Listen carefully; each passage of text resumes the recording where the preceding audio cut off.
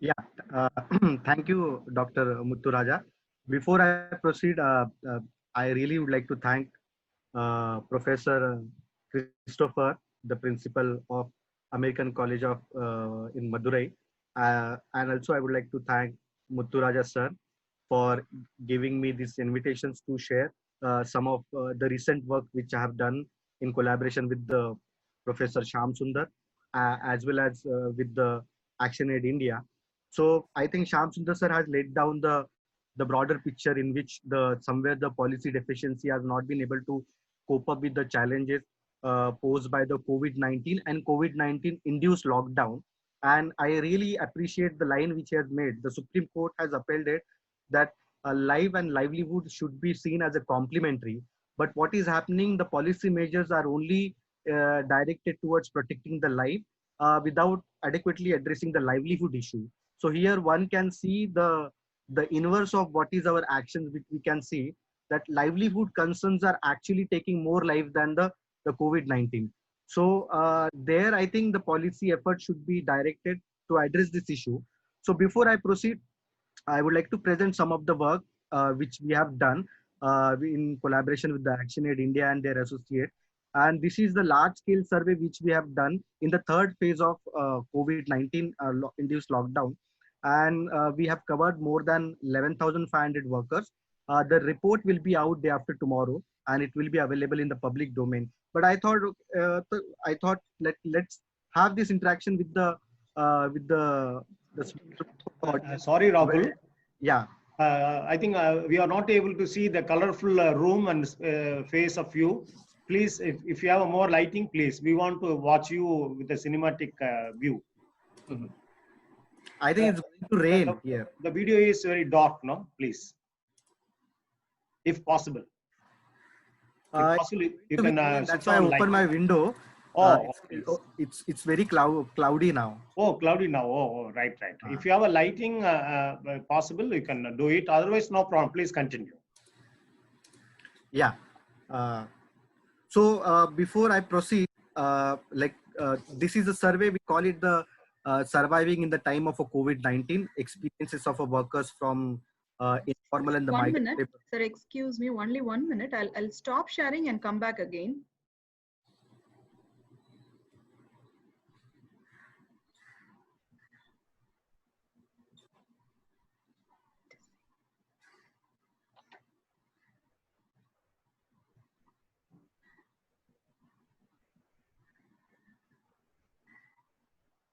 Sir, can you share the screen now?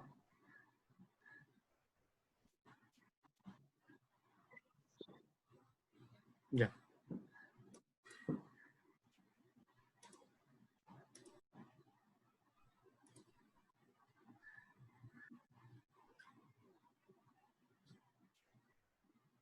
Okay, sir. Okay. Yeah. So to continue the point which I was raising. So this is like how people have survived in the time of COVID-19. So we collected the data from 22 states, and where more than 18 states were the source districts which we have source states we have collected. More than 300 people were involved in collecting this data, and so far this is you could say the high frequency data which we have collected across a different aspect of the lockdown phases, where people have actually suffered a lot of economic hardship. So before I proceed, let's connect this with the theory. Epidemics and the labor markets, they have a positive correlationship. As one can see, the epidemic imposes, externalizes a lot of cost on the labor market, both directly and indirectly. The direct effect one can see where the epidemic poses a significant decrease into the labor supply, especially among the vulnerable group who derive their livelihood from the daily work wage, or they are not protected by the labor legislations, or they majoritarily derive their livelihood from the migrations. And this is also result is that the migration is also the epidemic is also posing a lot of problem in terms of the increasing the high morbidity rate and the mortality rate, where deterrence effects plays out a very important role, where people self-select not to do any kind of a work in the infected area. The second kind of impact one can see is that since people may not have any livelihood, so the direct implication will be on the reduction into the consumption and exhaustion of the entire saving if they have at all. So that is directly correlation one can see. The indirect effect is one can see here is that people then don't people changes their behavior and they would no longer wanted to continue the job, and they prefer avoid the consumption and the leisure, which also impact the economy by actually reducing the total consumption factor. So here one can see the both the direct and the indirect factors associated with the epidemics exposes the labor market at a very different level, exposes the worker at a very high level of vulnerability. And if the adequate policy measure has not been taken, so there the problem comes. So here one can see the fear of contagion has really crippling up a lot, and where one can see in the media also, as people are now already gone back or they are already in en route to their the source district, there people are reluctant to come back to the urban areas. And so in today's paper also one can see the highlight that unemployment rate is falling in the rural area, but one can see its direct implication on the wages also. So wages are also significantly decreasing into the rural areas. As a result, people will have to compromise a lot of their consumptions, and which will further push them into the vicious cycle of a poverty. So both COVID-19 and COVID-19 induced lockdown has externalizes the cost on the workers, and the workers who are really dependent upon their daily livelihood from the daily wages or migrations, they have significantly impacted a lot. But the effect is disproportionate, as one can see, where the women workforce has heavily penalized and the male workforce, and also those workforce who were. Sorry to interrupt. Can you do slideshow, sir, so that the screen will be big? Press F5, sir. Yes, thank you. Yeah, so I have divided the entire presentations into this part, the direct and the indirect consequences. One can see which are the factors that are really actually aggravating the situation. So pre-COVID, already we had a 95% approximately people who are there into the labor market, working into the informal sectors, precarious working condition is there. So socio-economic covariates are the key determinant where the people self-select which type of work they should do. The social economic covariates are also important factors which also enable us to know that what is the capacity, the coping mechanism the person should have in case like he is exposed to any kind of external shocks. The second is about whether the person will have access to the entitlement which is guaranteed by the law. For instance, access to the back wages, access to the government facilities, access to the relief entitlements. That is also important, significant covariate, whether that persons will likely to suffer or not.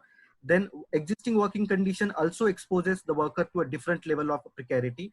Like for instance, whether the person is having a written contract or not, whether the person is having the social security or not, and whether the person will have, any legal entitlement for the back wages as it is claimed by the central government. So that matters a lot. Then migrations and access to the economic opportunity in the source states. These are the factors important during the COVID and the post-COVID scenario, because most of these reverse migration workers will be going back, and now they will be in the positions to look for a job, and their migration status as well as access to the economic opportunity into the source districts are also going to be a key determinant what is a person's position is going to be. So post COVID-19 scenario is going to pose a serious challenges, and most of the almost all challenges is being covered by the Professor Shyam Sundar. I'm just going to give his to strengthen his argument the little bit of empirical data supports where one can see where the policy attentions or the efforts needs to be directed. So what is the challenge we have? So already this segment of a workforce were heavily exposed to a different kind of a vulnerability prior to COVID-19, but now the situation has got from in the really worsening over a period of time, and it is likely to be there for the next year to come, because unless and until we do not address these issues, it will be very difficult to actually safeguard the interest of the worker who are highly exposed because of the COVID-19, and uncertainty over the livelihood loss as well as the wage loss is going to push them again into the wave of poverty. So when we did the survey, so what we have found out here, based upon the 11,500 data, these are the four different categories of the employment, and this is the proportion of a workforce who have reported they are facing unemployment. So one across this bar, one can see the orange bars if they travel once in a year, and the blue bar if they travel multiple times in a year.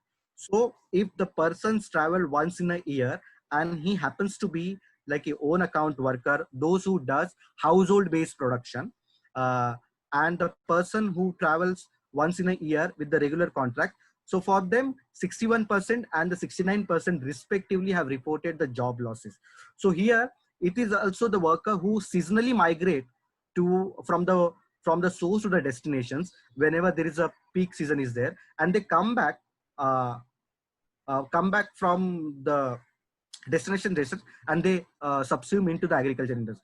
Uh, Between the casual workforce and the self-employment, those people who migrate more than once in a year, so the casual laborer are reported that they have faced the job losses, which is 51%, and the self-employed persons have reported 52% have reported job losses if they travel multiple times in a year.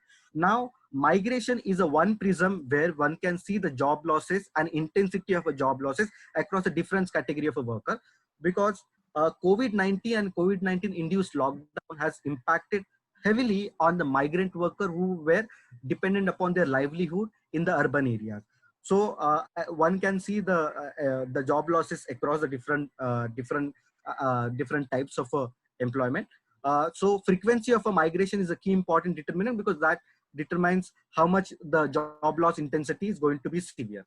Then if you take the aggregate level, people who travel once in a year, these are also the circular migrant worker. So they travel once in a year and they come back to their source states. 77% have reported that they have witnessed or faced the job losses, whereas 71% of the migrant worker who travel multiple time in a year, they have witnessed the job losses. So if we take the average, 74% is the average, is the total, the migrant worker who have faced the job losses in our sample. Across the different types of a category of a worker and the rural urban, as one can see from the left to right, the in urban areas, the job losses are very high as compared to rural areas. So one can see the orange bar is heavier. So in the urban area has faced a significant amount of a job loss among the migrant worker than the rural areas. One can see like in casual labor in the rural area, 44% have reported the job losses, whereas casual worker in rural areas, they have witnessed 55% if they travel multiple time in a year. And in regular worker, one can see if the regular worker travels once in a year, 62% have reported the job losses, whereas 37% if they travel once multiple times in a year, they have reported the job losses. Similarly, one can see in the self-employment, 55.51 means 56% have reported the job losses if they travel multiple times in a year, and 44.49% of the job losses are reported once in a year in rural areas, whereas the same figure is there, 53% for the once in a year in the rural area, urban areas, whereas 46.72% are in the urban area. So what this table is actually indicating? This table is indicating that the frequency of a migrations plays a very important role, and that frequency differ from the rural to urban areas. So if the person is traveled multiple times in a year, so he is not getting into the circular form of a migration, but he's actually a kind of a worker who changes his job, but not depends upon the single cities or the single significant level of occupation. But person who is there once in a year, he is sticking to the one particular type of occupation. She goes back to the urban areas work, and they come back. So this is the transition that person is making, and they are the one who have suffered a loss into the urban areas as compared to the rural areas. Another implications, the indirect effect one can see directly emanating from the COVID-19 induced lockdown is that rising incidence of indebtedness. Like this is figures from across all the 22 states of India. One can see if the bar is actually going downward, so the incidence of indebtedness is very high. If the bar is actually going upward, the incidence of indebtedness is very low. As one can see, the Chandigarh, Goa, Tamil Nadu and Uttarakhand, where the incidence of indebtedness has not been reported in our data sets because the sample size was very slow, especially in the Tamil Nadu. The sample size was only 1,000 worker. So that's why we are not generalizing this trend, but this is the incidence we have reported across all the states. And one can see the bar is actually picking very higher, where highly demanded destination districts have witnessed severe incidence of the higher level of incident. So one can see a parallel correlations between the job losses and the level of indebtedness, which are recorded very high. For instance, Gujarat, Himachal Pradesh, Delhi have reported highest number of indebtedness among the workers, whereas other states are also comparable. But these are the 3 states have reported the highest number of indebtedness in our sample state. Now, another indirect impact is what we have seen, which is going to create a huge housing crisis, both in the rural, both in the urban areas. Is that many people, many migrant workers were forced to leave their houses by their landlord. And one can see that these are the chart where sample of where our samples have reported. So 44.1% have reported that they have to leave their houses because of the job loss. And then if a person is leaving, so it has a negative implications on the urban areas, because the supply side will get decreased, and then it will create a downward pressure on the wages in the urban areas, whereas it will create an upward pressure of wages in the rural areas. And this is again going to be a significant challenge for the many months to come in the urban economies. 17% of the respondents have reported factories they have closed. 5.40% of the respondents have reported that they were forcefully evicted by the landlords and the employer. Approximately 19% have reported they are unable to pay the rent, and 14% have reported there are other reasons other than the lockdowns where actually they have to evict the houses. So it's not only about the job losses, but it's also about that they are losing their rights, they are losing their houses from the urban areas, and this is also going to minimize their standard of living, and then it is also going to shrink their employment opportunities, which has a direct correlations with the. Now, indirect implications one can see because of the COVID-19 induced lockdown. As one can see, there is a significant decline into the food consumption. We compare this figure with the prior to lockdown and after the lockdown. So you can see on our x-axis, you have a both pre and the post lockdown. So pre was before the 25th of March, post is after the 25th of March. And since we collected the data on the 3rd phase of COVID-19, that phase was very important because majority of the migrant worker almost left their houses in the destination states. They were either en route or they have reached to their source states, where one can see, since they are no longer having the free flow, like a continuous flow of income, direct implication one can see in the reduction into the consumption. So what has happened across all the samples? So 83% prior to lockdown say they used to have sufficiency in the food supply. Now that actually gone down to 18% only. Now after the lockdown, only 18% have reported they have a sufficient amount of food for consumption. Whereas if you look into the among the migrant, 85% used to have reported that they had a food sufficiency, but now that figure has gone down to the 18%.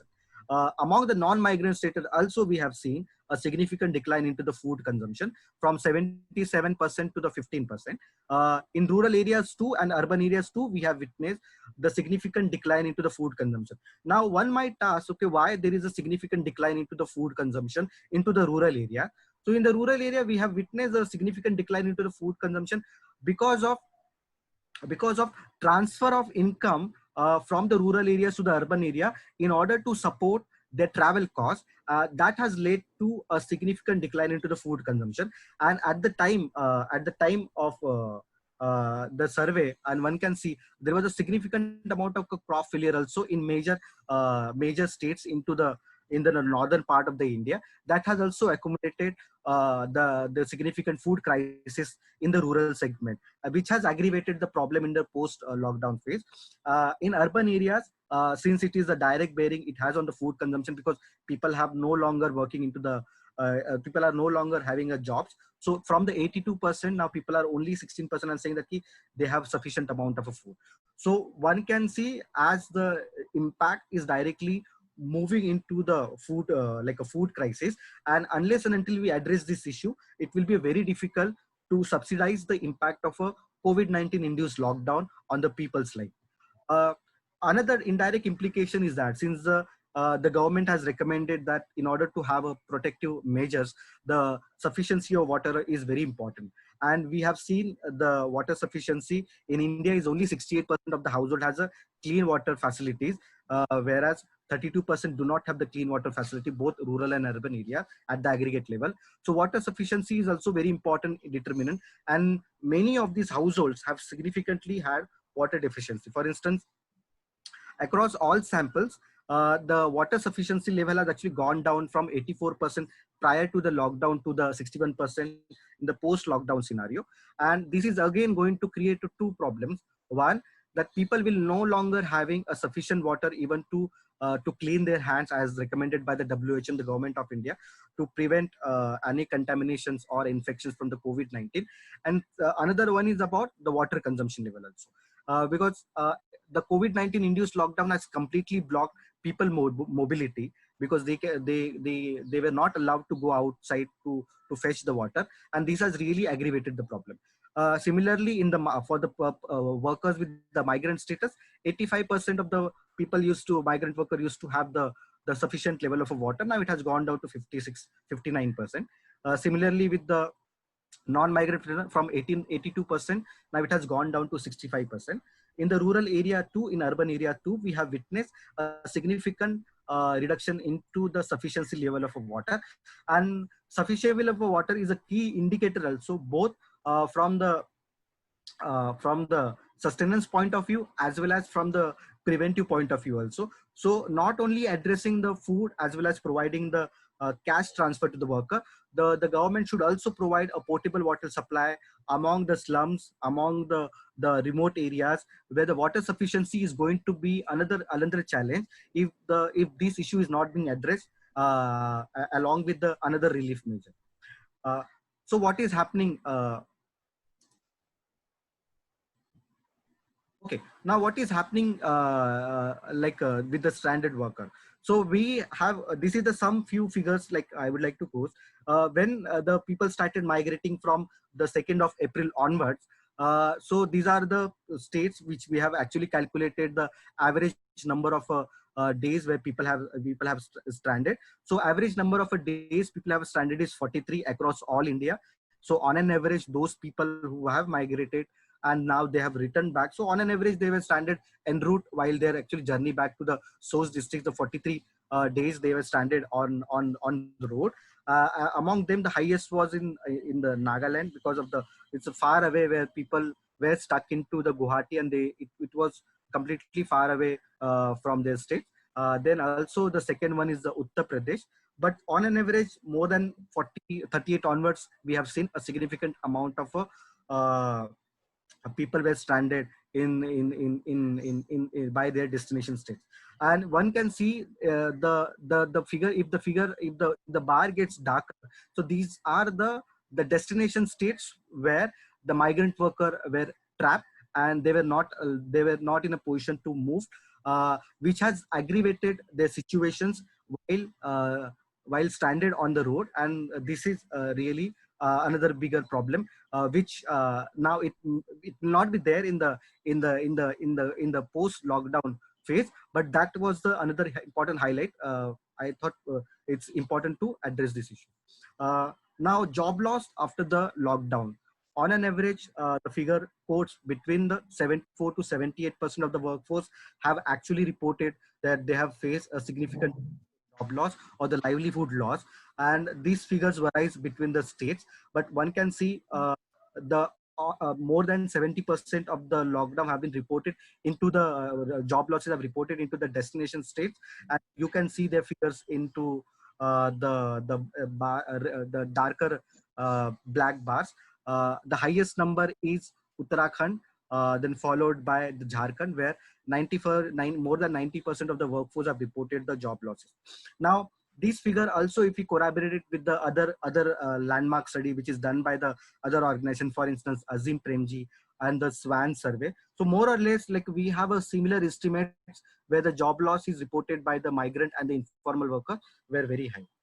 Now, while during the lockdown, as Professor Shamsundar has clearly mentioned, the number of schemes have been received by the both migrant worker as well as the informal worker who were there in the stranded in the street on en route to their source states. So 44% of the workforce have reported that they did not receive any assistance from either of these sources.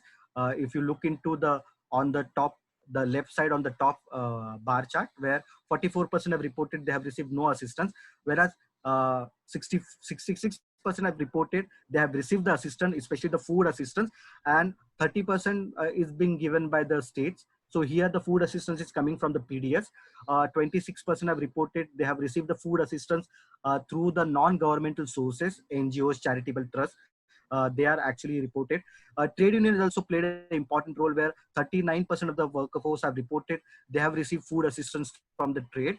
Now, this is again I'm saying, reiterating the fact that this is from the third phase of the COVID-19, where people were already left the cities, they were already en route. So this is the way they have received the food assistance. Shelter assistance, 84% have reported that they did not received any form of a shelter assistance, whereas only 5% have reported they have received shelter assistance from the government sources, and 5% have reported that have received the shelter assistance from their employer. So employer allowed them to stay back at his or her factory premises. Cash assistance in terms of the direct beneficiary transfer, 78% of the people have reported, those who had Jan Dhan account, they have reported that did not receive any money at the time of the third phase of the lockdown. So 79% of the workforce have reported they did not receive any money in form of a cash assistance, where 10% have reported that they have received the cash assistance. Especially the 3 states have actually extended the cash assistance. For instance, Maharashtra in the form of a Building and Construction Worker Act, Karnataka in the form of a Building and Construction Worker Act, and Himachal Pradesh in the form through the Building and Construction Worker Act. So these are the form of assistance they have received, whereas employer has actually given some kind of a cash assistance to the standard workforce. Transport assistance, 85% of the workers have reported that they did not receive any form of a transport assistance from either from the state or from the non-governmental sources, whereas 7% reported they have only reported they have received the transport assistance from the government, whereas 3.51% have reported they have received the transport assistance from the employer, and more or less the figure is also same for the self-help group who directly work with the community. Now, livelihood loss if they migrate. So if you look into overall, 75%, 76% have reported the job losses or livelihood losses if they migrate. So migration is the important factors that really exacerbated the hardship of the worker. Among them, the male migrant worker have significantly reported the job losses, where 77% have reported the job losses, where female workforce 70% have reported the job losses. Now, the female workforce data is coming from the very smaller sample size, which is 3,100 out of 11,500 data points we have. So we are not generalizing these figures, but women workforce, whomever we have got a chance to interact with them, so 70% have reported the job losses across the different sections. So on right hand side on the topmost, one can see the job across the different types of households, aggregate level figure. Regular workers have significantly reported the job losses, which is 80% of reported the livelihood losses. Overall, it is 71% have reported the job losses. The job losses have also reported in the casual workers as well as those who are engaged into the self-employed work, which is non-household based production activity. So they have also reported the significant amount of job losses across all the sectors. So construction industries, manufacturing sector, and the service sector. These are the three sectors have witnessed a severe amount of job losses, but the intensity is very high for the construction sector and then service sectors as compared to the manufacturing sector. We have also reported a significant amount of job losses in the agriculture sector. The job losses in the agriculture sector, one can see, because in the first and the second phase of the lockdown, where people were not allowed to move outside of their household, so there people have reported the job losses because especially the landless agriculture labor, they could not derive their livelihood from the agriculture production. So these are the workforce they have suffered. Both in the rural and urban area, in the third phase, both have reported the lockdown because the NREGA work was not appropriately available at the time of the survey. So 70% have reported the job losses, which is accompanied by that people were not allowed to work into the agriculture sector because of the lockdown, because of the restrictions on the mobility. And in urban area, 71% have reported the lockdown. Yeah. So overall, both the direct and indirect impact of the lockdown has significantly impacted the precarious and the migrant worker, and that impact is more higher, especially people who migrate like once in a year than the multiple times in a year.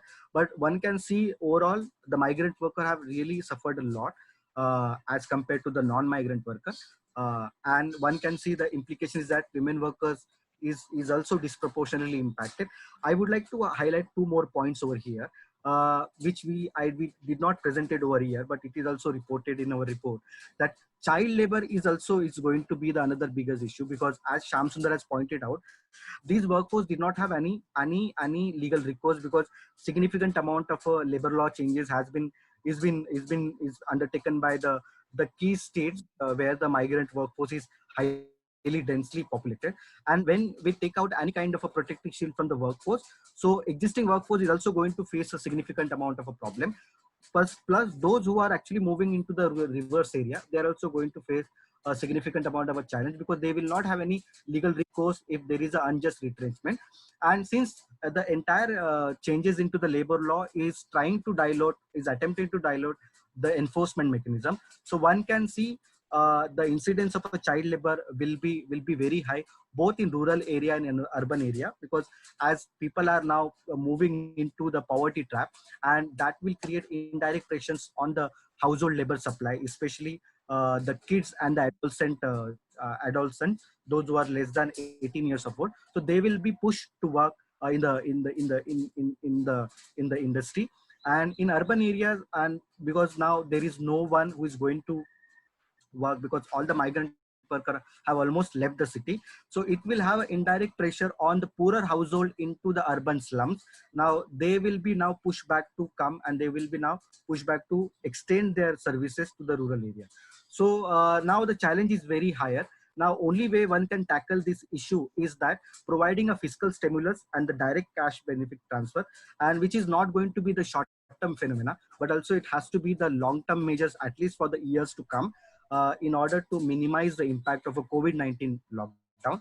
So we have to think it in those activity also, not only to protect the livelihood rights of the worker, but also look into the life of a worker in totality, so that access to livelihood, access to other aspect of a livelihood, for instance, rights as well as consumption aspects, needs to be taken into account if we really need to protect the workforce, and we really need to bring it back all this labor market scenario, the normalcy in the months to come. So with this, I would like to stop here, and then we can actually open the panel.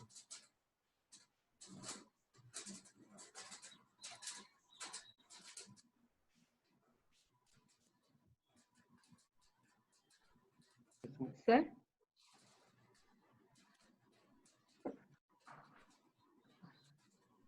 Sir, can you hear us? Rahul sir? Yeah, I can hear you. Yeah, hello, sir. Yeah, shall we start for some kind of interaction, because many participants are sharing more questions? Yeah, please. Okay. Yeah, thanks for your presentation. I must thank Rahul sir, particularly for your PPT, more energetic, informative one. I hope the PPT will be shared to all the participants after getting a PPT. Yeah. Before going for giving permission to few participants,